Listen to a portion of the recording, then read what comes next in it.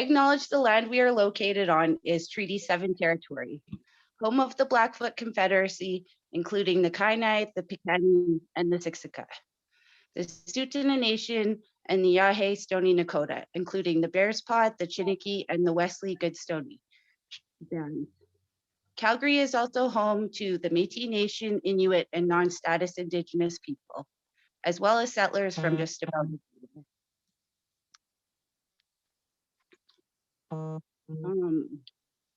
we do have someone here to say a prayer. Oh, sorry. And Tony, is Gloria here? She's not here yet. So I can offer the prayer from our language. It's time to open us up and give us some direction and peace. I like this smudge. This is the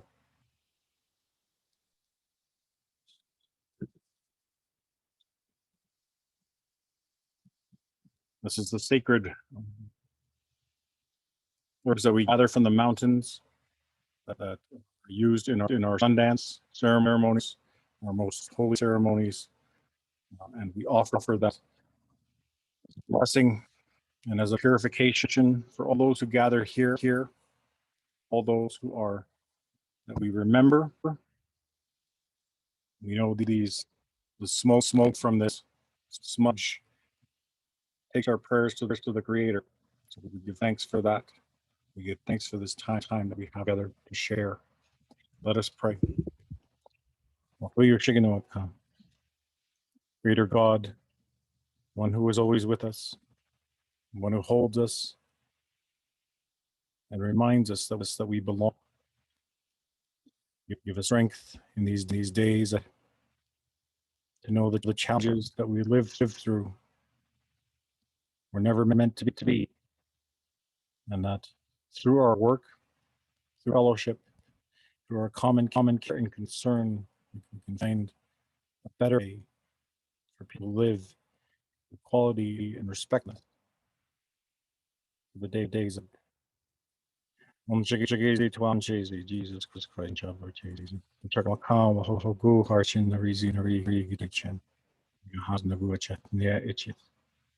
Amen.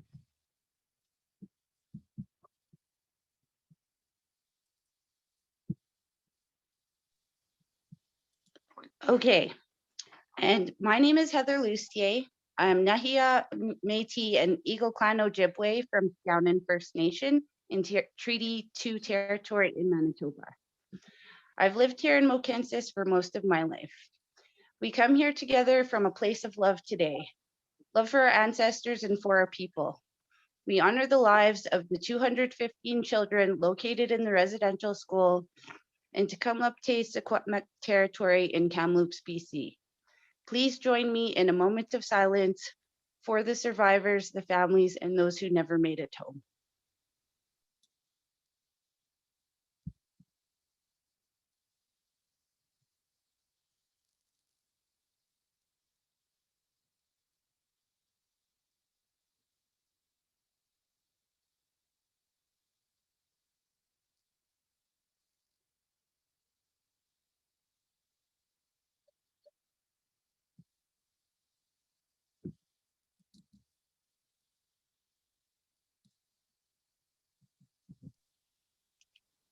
Miigwech.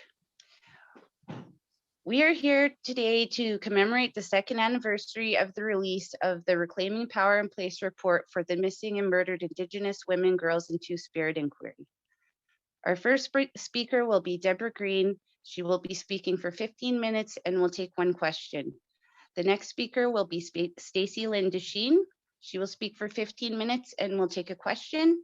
The final speaker will be Rachel Snow. She will speak for 15 minutes and we will take questions at the end. Here is Deborah. Hi, thank you, Heather, for that introduction. So yeah, I am Nihihao as well from Treaty 4 territory in Saskatchewan. I've been a guest in Treaty 7 for a very long time. It's where I make my home. I'm known by my ancestors as Forever Spirit Woman, and my English given name is Deb Green. So really honored to be here today, and honored to be asked to share some of my family story and some of my thoughts. And Heather, I'll just ask you to time keep me so I don't go on for half an hour. Yeah, so I don't certainly have anything written down or scripted. I'm just gonna speak from the heart. I am an advocate in the MMIWG, I call it, exploited Indigenous missing Indigenous peoples. My sister is on the list. She got on the list after about 30 years. She was a victim in Calgary of a Starlight Tour. And I'm assuming everybody knows what Starlight Tours are. If not, I see nods of heads. If not, it's when policing take Indigenous people outside the city in cold, very cold winter weathers and leave them to walk home. Quite often knowing that they won't make it. So this was the case of my sister. She was quite often picked up here in Calgary by the police services and taken home to my mother. And the police finally told my mother they were tired of doing that and she'd better do something, or they didn't know what was going to happen to her. And then a week later, she was found in the fields. They misfiled the police report under a wrong surname, so that we didn't actually get the police report for till 30 years later that it was misfiled. And of course, by then the statute of time had passed where there was no documentation of a police report either. It was destroyed. So her case was never investigated or solved at all. My sisters and I all advocate in this space. My older sisters certainly a long time before I did. I have a sister, Mona, in Vancouver. She's made BC her home for quite a long time.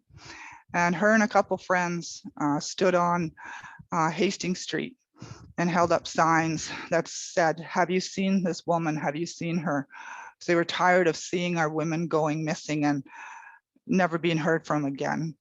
That's what started the Vancouver marches as we know them. For MMIW. That was, 20, 30 years, 25 years ago. So she was instrumental in getting the movement going. My sister Danielle lives in Saskatchewan still. And she's a very brilliant woman. She's very, very powerful woman. She gets stuff done, I would say, to put it in a nice way. So she's always been very strongly involved with systems, so government systems, with policing systems, with court and law, legal systems, and she makes change happen. So I'm very honored to be amongst my sisters. They're really my heroes, and I just follow their lead with my passion. I'm really honored in Calgary this year. For May 5th, we started the National Day for excuse me, awareness. We had a gathering here, and what we've discovered throughout this time is that there has to be a families first focus always. The families are the ones that know what happened to their loved ones. They're the ones that know what should be done. Anything that's done in this space without engagement of the families or the survivors is not being done in a good way. And so, we know the action plan got released today by the government with another promise for another plan, an implementation plan to come in the summer. So we're still waiting for actual action. And I don't know that that's really unique to the National Inquiry report. We know a few other reports as well that, asked for calls for something and nothing ever came of it. So I think if we want to get stuff done and move the dial and create awareness and education, we have to do it ourselves as a community. And we see that happening. You know, I think, even in the short time frame of 5 years, so much more. You know, the marches across the country are phenomenal in size and impact. We have to somehow impact and influence the systems. You know, we have to make changes in those policing systems, those justice systems, the child welfare systems, healing programs, so that Canada knows that this is not okay. We're not invisible anymore. You know, we refuse to be marginalized further and targeted. You know, the Picton murders in BC, he specifically targeted Indigenous women because he knew nobody would miss them or nobody would go looking for them, or so he thought.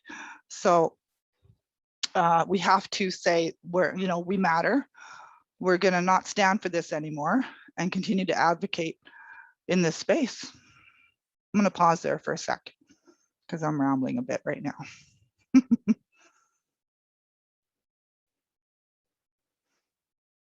And I'm open to questions.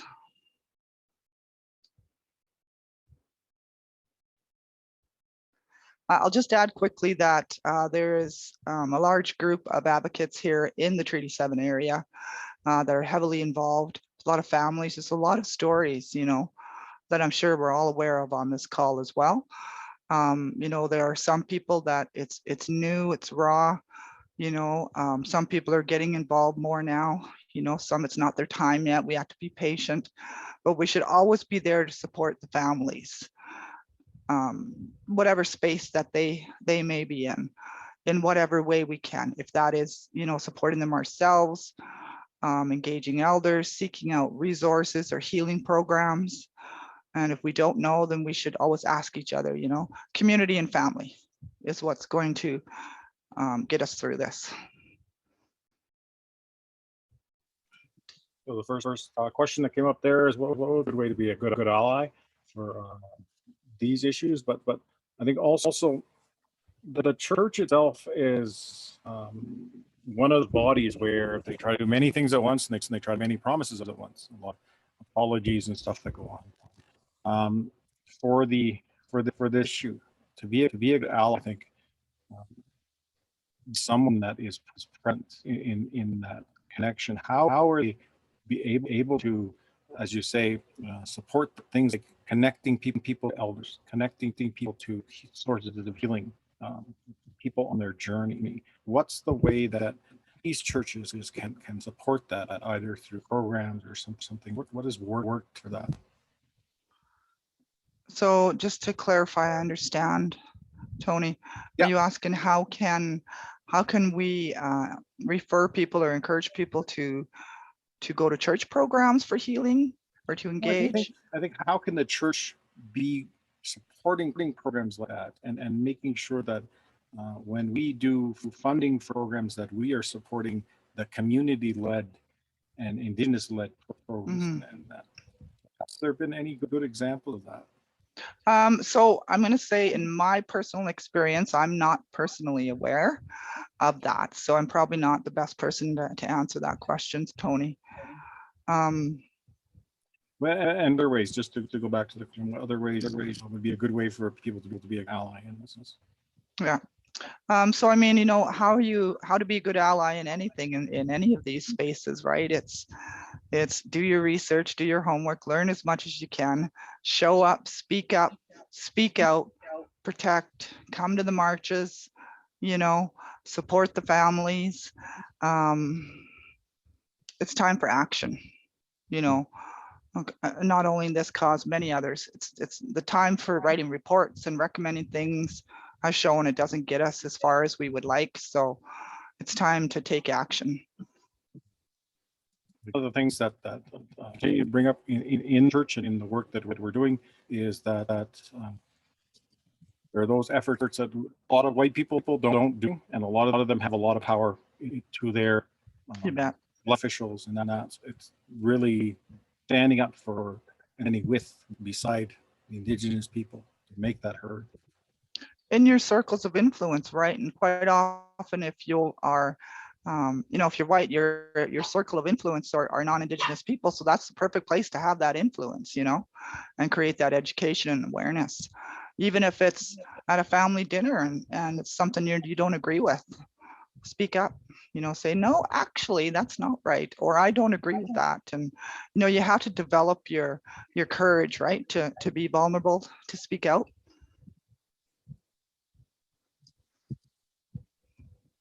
Absolutely. Thank you so much, Deborah. You're And welcome. And now we will hear from Staci Duchene. She has put a lot of time and effort into the missing and murdered inquiry. And here she is. Hi, everybody. Thank you so much, Tony and Heather, for inviting me today to speak on this subject. Yeah, I put a lot of time, probably 30.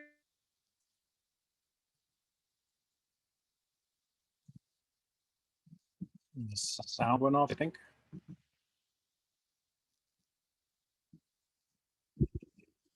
I want to check down if you can. Oh, When my sister, Yep.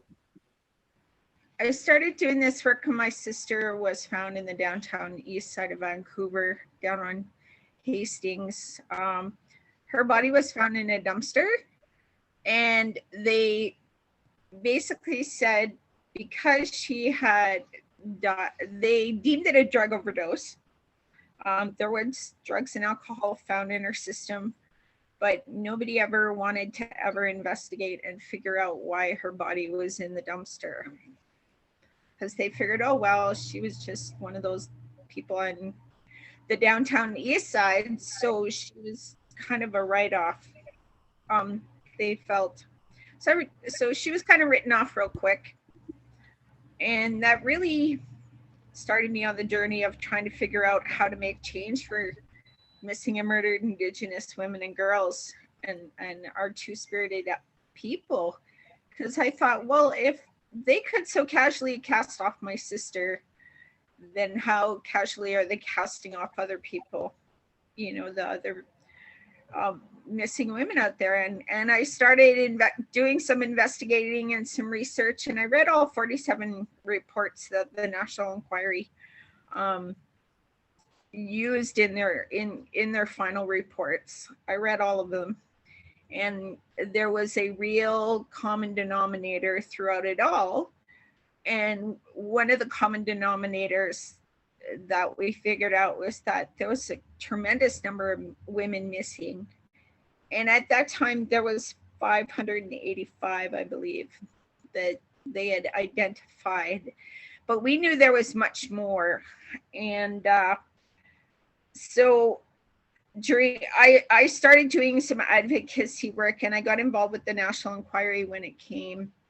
And I was one of 19 families who were part of the initial process and gave expert testimony based on our experiences, and came up with the recommendations. And we strongly pushed for the designation of genocide, because really overall it was genocide and is continuing to, you know, genocide that's happening to our people.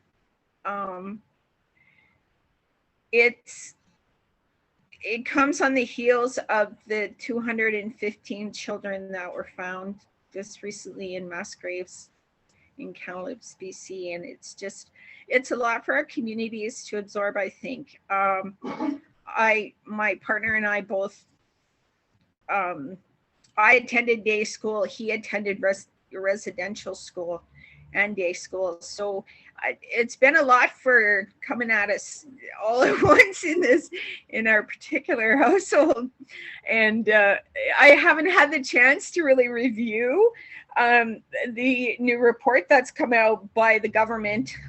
I haven't had even a chance to look at it with anything, so I couldn't really speak to that. But to make a point almost to you, Tony, when you asked about, you know, what can churches do to be, you know, to help this work further along, I would have to say how we can do that is provide links or education around, or even you could have community circles around and discuss things like the national inquiry, the report. You could have that on hand, maybe available for people if they want to read it in hard copy.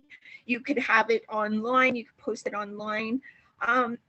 There's some educational materials I think that could be developed around that, and I think that would be community led. Again, to go back to what Deb was saying, it has to be family first and family led. So, anything that would be done would have to be in consultation with families, and they would have to agree to that body of work, and really lead that body of work. And I don't think it would be really hard, because I think there are a lot of advocates here in the city that would help with that, and really have, good research for allies and people to really have on hand so they could better understand about that. Because I think Canadians right now are really scrambling to try and understand all this. This is a lot coming at them too, on the other side. Usually I have a lot of criticism about processes, but that's not the time or place for this today. This is today about remembering our sisters and what can we do to really help people process all of this, and especially Canadians, because it's hard. Like, they just learned about all these mass graves and they're like, holy cow, like, where did this come from? We didn't even know about this, and they're trying to learn too. And I know sometimes in our communities we have a tendency to go, wait, you should know this, but a lot of Canadians don't, and a lot of Canadians don't know about the national inquiries either, and the issue of missing and murdered Indigenous peoples. So we have to be very gentle with them, as frustrating as it may be for some of us. Sometimes we have to be gentle with Canadians and churches as well, because we have to remember that this is an opportunity that we have to educate everyone. And we as advocates need to do that. We need to help those that are not quite there yet along the way, and help them, understand it more, because that's how it's going to work. There is no other way for it to work. We all have to be on board with it to make it successful. There's no other way we all have to move together in this.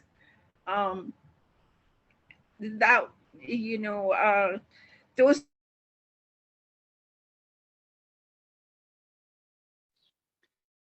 You cut out again, Staci.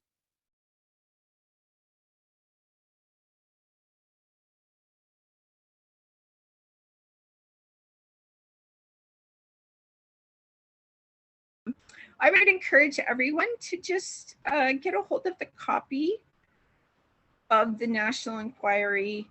It is online. It's called Power in Place. Take some time to read it. Attend the vigils too, if you can, here in the city. Say prayers. Even prayers help a lot, and hopefully, we can move this a little bit forward. I'm hoping that we can move it forward. I don't know how yet, but I do see there might be a light at the end of the tunnel coming for all of us. Thank you so much for inviting me to speak today. And if there's any questions, please feel free to ask. Thank you so much, Staci.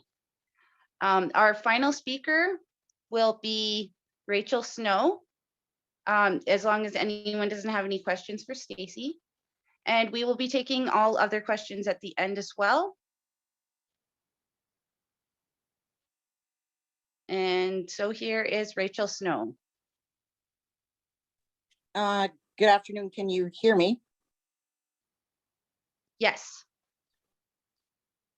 Okay, so I'm coming from the reserve and I'm using my phone because when I use my laptop, my bandwidth is not very good. So I tend to do better with my phone, but I still might cut out. First of all, thank you, Heather and Tony, for setting this up, and to all the participants, welcome to the traditional area of Treaty 7.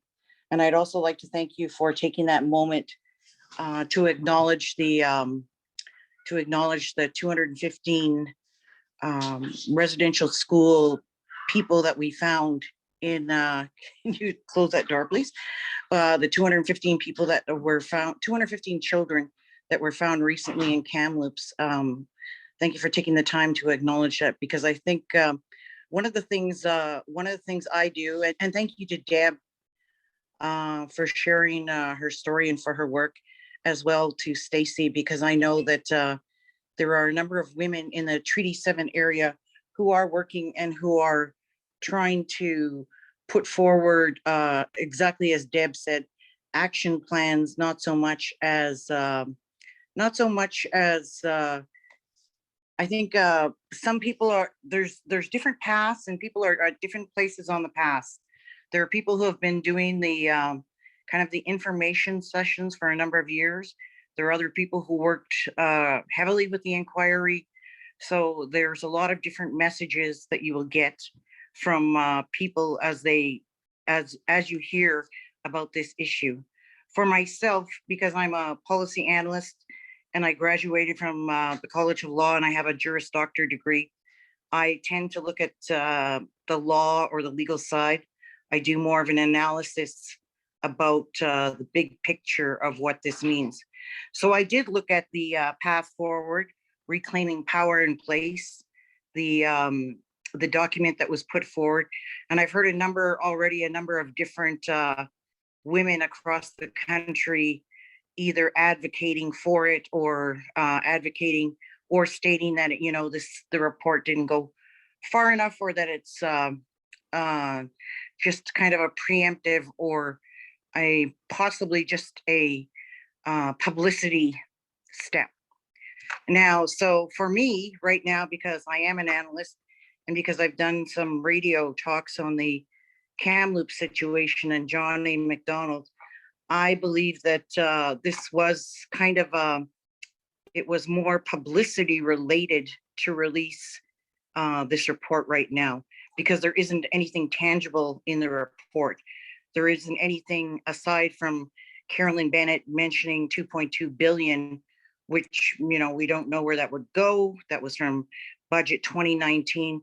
We don't know how that's going to be spent, whether it's into healing specific programs or whether it's into more information to the Canadian public. It's not a very clear path of where dollars are going to be spent.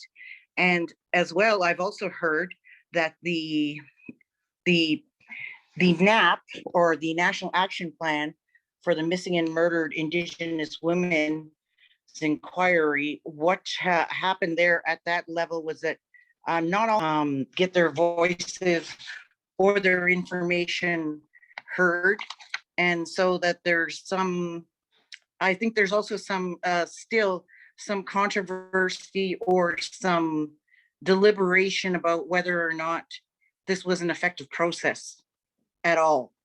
I know that when I looked at the language that surrounded that surrounds this document, they're talking about historic. It's a historic moment. It's precedent setting. They talked about path forwards that are going to be decolonizing, transformatively decolonizing. All those words are buzzwords. All those words have been used by the Trudeau Liberal government in trying to define a progressive program that is for us, but not necessarily by us. So I'm leery about this announcement. I think it was completely timed because of the pressure that the federal government was having right now over the the revelation that there are 215 kids that were buried beside the Kamloops Indian Residential School. I think it has a lot to do with that. And if you look at if you start reading the document, it's laced with federal language. There are words, like talks about, I see that they're very big on using 4 pillars, 4 positions, because Indigenous people, we look at 4 as a sacred number, or a number that holds meaning. And so I see that in the document. So to me, it's kind of, it's almost like a gaslighting attempt to use a sacred number of our people and use the federal dialogue or the federal words that don't hold much weight and are, more of the same rhetoric that we've heard for as long as we've had this issue of missing and murdered Indigenous women in the country. They use words like they are going to find the best practices to move forward. Best practices is like a catch Indian Affairs phrase that and how to include families and survivors. They will use their best practices. So again, this is similar to Bill C-15 or other things that are coming out from the federal government, where the federal government, they really need to be inclusive in their consultation and their development. And it's no use going quickly through programs or processes if you're not going to do it properly. If you don't do it properly, then you're just going to compound the problems. And I believe even this Missing and Murdered Indigenous Women's Inquiry initially was having a lot of trouble getting started. There were several communication directors that came and went. There was, one of the, aside from Marion Bueller, there was another person who actually stepped out from the whole inquiry because she didn't agree with the way the processes were developing. And from this, what I'm taking from this is that, again, it's almost impossible to run a national program that will effectively have a framework that speaks to all Indigenous people. It's, again, this idea that we're all Indigenous, we all have access to Wi-Fi. I'm saying right now, I have to use my phone because my Wi-Fi on the reserve is not good. But this idea that all the Indigenous people, that we're all coming from the same place and that we all don't need specificity in the approach, that's part of the thing that we're battling. So again, I'm looking at a bigger picture. I'm looking at, yes, things need to be done, but things need to be done properly. Things have to be done properly. Otherwise, we're just going to have more problems. And the ultimate problem, or the people who are victimized and re-victimized, are the actual victims who are not able to get their voice heard. So I think that, when we talk about this issue, we're talking about intergenerational trauma from residential schools, from parents in residential schools who didn't know how to parent their children, from poor parenting, from the colonization of our Indigenous governance systems on reserve that forced a lot of our people into urban areas. And we're looking at, the lack of jobs and infrastructure on reserves that also forced our people into urban areas. And so we have like this dynamic of, there are 633 nations in First Nations, and I'm speaking just on First Nations. There are 633 First Nations in Canada, 633 plus. That means that there would be 633 approaches to any type of problem that would be in Canada today. And we don't see that. We see one national action plan. One national action plan, 633 First Nations and Métis and Inuit people. Then you compound that with on-off reserve, status, non-status, possibly Métis settlements, or the issues that surround getting some kind of a communication service with the distance challenges of Nunavut or Yukon or the Northwest Territories or any of our northern provinces, northern BC, Alberta, Manitoba, Saskatchewan, Ontario and Quebec, right off into Labrador. So if you start to look at how you're going to harness or how you're going to rope all these horses in one rodeo, it's really difficult. It's not, and I don't think things should be, rushed. And I know that the Missing and Murdered Indigenous Women's Inquiry asked for for more time. They believe that they required more time to actually do a thorough job, but they weren't given that time. They were given, again, a mandated time schedule. So you can deal with genocide for 2 years. And after that, you have to have a solution. That's not enough time for people who may have never had a voice, who may have never told their story, who may not know all the trauma and feelings or upsets and triggers that would be brought up when discussing this issue. So there's just there's a host of, I think there's a host of problems that come with trying to put something so with such high emotions and with the violence associated with missing and murdered Indigenous women. We're looking at a very complex area to try and form a framework. So I think, at the national level, or at the beginning of the Missing and Murdered Indigenous Women's Inquiry, I think it was important to break those groups apart. That's the first thing. I think it was important to understand the specificity and the strengths of each type of Indigenous people in Canada, and then to look at specific programming within that group. And that's a problem with Canada. Canada has always had they make cookie cutter Indians, and they have their legislation or their policies or their laws that fit in that cookie cutter figure, and they expect us all to capitulate, and that's how we are able to move forward. And then they use the words like, we are transformatively decolonizing, which really means that Indian Affairs is controlling the dialogue. Indian Affairs is controlling the extent of the decolonization. Indian Affairs is handpicking the families they will discuss or that they will speak to. So all these things are not going to come out in the report, but I think you will hear them from some of the people, some of the women and some of the groups and some of the people who don't like to fall under federally directed processes, who like to think outside the box, and who have been doing the work, just as Deb said. Her sister basically started by putting up a sign in downtown East Hastings, and that's kind of what led to knowledge of women going missing, and further knowledge that something needed to be done, and then that transposed into walks and awareness.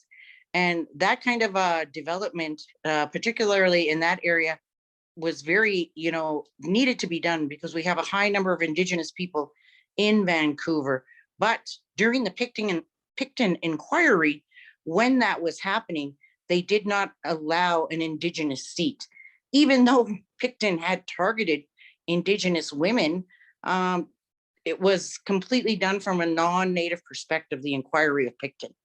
So how can you fully do an inquiry on a man and what his, and get some kind of resolution for his victims or the families, the clans, the reserves, the probably, numerous aunties, uncles, family, children who were impacted? How can you begin to understand that if you don't even have these people and their stories at the table? So those kinds of things have been consistently happening in inquiries or in discussions where, there's some kind of an Indian problem. So there's going to be an approach. Not necessarily are our voices included in that approach, and not necessarily are our voices included in the solutions. I think one more further thing about this report, that it talks about justice. It talks about justice, and that there needs to be accurate language used based on careful analysis, so that the harms are properly voiced. To me, that's like legal doublespeak. it's saying, you know, it's going to be qualified justice. That's what it's saying to me. And if you don't see that it's going to be qualified justice and controlled by the Justice Department or what is allowable, then you don't see the limitations of the process. And then you're setting yourself up for disappointment and frustration with the process. One of the things that came out in the inquiry, prior to the inquiry even going, was the complicity, or whether or not the RCMP could have been, or policing agencies, policing services had a bigger role to play, or could be more helpful in a full inquiry in talking about some of the processes they use, whether things were misfiled, whether there was a forensic report or not, whether somebody was, you know, classified as a suicide when they were badly beaten. Those types of things that were irregularities. People, our First Nation families, or the kinship relatives, or the people who would speak out on behalf of these women who went missing or murdered, were not given that opportunity to directly confront or ask or speak to the police, or to have that kind of either closure, or else, if not closure, to develop a better relationship with the police, with the RCMP, and what could be talking about transformative decolonization. Is if we're going to actually say these kinds of things, then I think the people who certainly played a role in tamping down the Indian when the West was being developed, was the RCMP. And then the RCMP have stood. We've seen them stand at holders against you know, the manuals. Are trying to hold off some of the are seen as, you know, almost a policing force that comes in from when directed from the government to stop or impede Indigenous people. So that idea, or that image, or that relationship has to be changed, or has to be, we can't change it if we don't talk about it. We can't talk about it if you don't come to the table. So I think that was one of the things that is still an ongoing issue that hasn't been dealt with, that wasn't dealt with in the inquiry, and that now going forward, I think you're going to see a lot of frustration, a lot of division in the way that policy, or the way the path forward was set up, because they've almost set it up like it's under a policy, Mr. Mark Miller, like you apply and forward of something you want to do in your area, but you're going to be strong advocacy that's been happening. There are a number of strong voices across Canada who have been consistently advocating in this area. But I think that when we talk about the missing and murdered Indigenous women's, when we talk about this occurrence or this circumstance, we need to remember, we need to know the history of why some of this is happening. We need to know the history right back to how Indian women were being used by Indian agents on reserve and being prostituted for food and for rations in the development of Canada as Canada progressed westwards. Those are the same kinds of stories, or the same kinds of information that we're hearing, you know, that people are suddenly discovering about the Kamloops 215 children. So unpleasant as they are, we need to have those conversations. We need to have those conversations because People need to be informed. People need to have time to process that, and then they need to move forward or step to the side and retrieve more information before they go walking forward. And possibly, you know, some Indigenous people who have been doing a lot of work in a particular area. Anyways, I think I'm over my time, so I'll stop. Does anyone have any questions for Rachel? You can write them in the chat.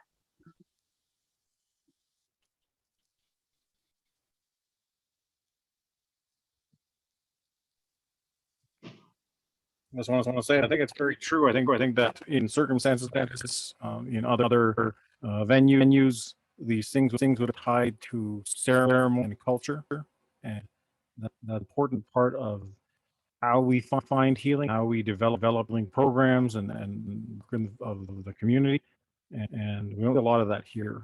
But in the chat was that there's 18 organizations, and then a lot of them are national organizations and not really any specific to our area here. So how do we matter? How do we make sure that we're contributing into these movements that are going to control the future for this issue in our communities?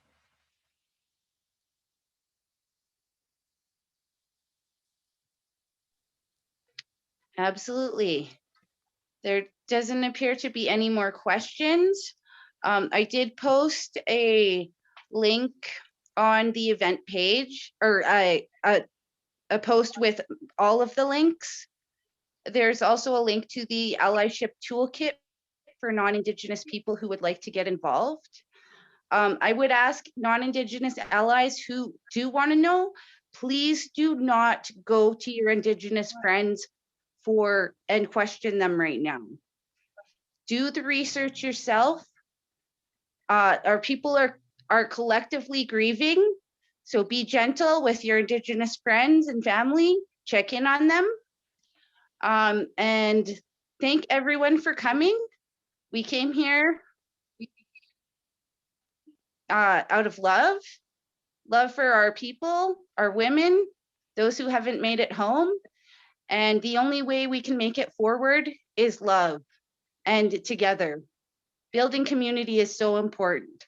So I do encourage everyone, Indigenous and non, please do get involved, write a letter, attend a rally, attend more of these info sessions, do your research, read the TRC, click the links. Miigwech, everyone, so much thank you for coming. This is my first hosting. I was a little nervous. I couldn't get on my laptop, so I'm also on my phone. I really appreciate you all. Thank you so much. Thank you so much Continue on. for inviting us all to speak, and thank you for inviting me to speak today on this. And we'll have to get together, Tony, too. There are some resources and I think things that I could help with. Like that, Tony, please get in touch with me. You know, and Heather as well, anybody that would like, you know, to learn a little bit more about this, we can build some really good community initiatives together. And I think that's how we're going to do that. So thank you, everybody, again. And thank you, Heather and Tony. And it was good to see everybody. Thank you. Get you Miigwech, everyone. So click the links and tell your friends and stay safe and drink water. It's super hot.